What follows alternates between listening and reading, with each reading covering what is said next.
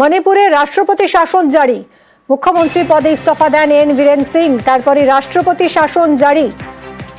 মণিপুরে অশান্ত পরিস্থিতি এবং রাষ্ট্রপতি শাসন জারি হলো। মুখ্যমন্ত্রী পদে ইস্তফা দেন এন বীরেন সিং।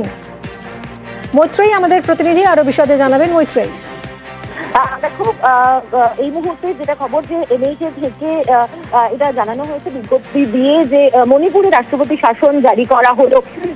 এই দাবি বেশ অনেকদিন ধরে উঠছিল, কিন্তু বীরেন সিং তিনি পদত্যাগ করেনি। 2 বছরেরও প্রায় বেশি সময় ধরে মণিপুরে উত্তেজনার পরিস্থিতি রয়েছে এবং সেখানকার শান্তি শৃঙ্খলা এখনো ফেরেনি। গত 9 তারিখে এন বীরেন সিং তিনি পদত্যাগ করেন মুখ্যমন্ত্রী পদ থেকে এবং তারপরেই এই জল্পনা উস্কে যাচ্ছিল এবং আজকে অবশেষে রাষ্ট্রপতি শাসন জারি করা হলো মণিপুরে।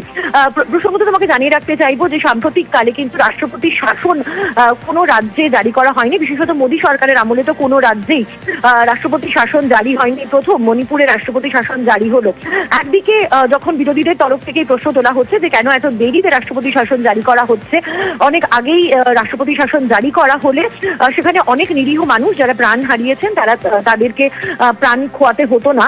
অন্যদিকে তখনই শাসক দলের তরফ থেকে তাদের বক্তব্য যে রাষ্ট্রপতি শাসন জারি করার জন্য যে প্রয়োজনীয় প্রসিডিওর সেটা ফলো করা হয়েছে এবং যেহেতু মুখ্যমন্ত্রী পদত্যাগ করেছিলেন তার জায়গায় নতুন করে কোনো কেউ মুখ্যমন্ত্রী জন্য পদপ্রার্থী হননি এবং আস্থা ভোটের দিকে তারা এগোননি এবং সেই কারণেই নিয়ম মেনে রাষ্ট্রপতি শাসন জারি করা হলো।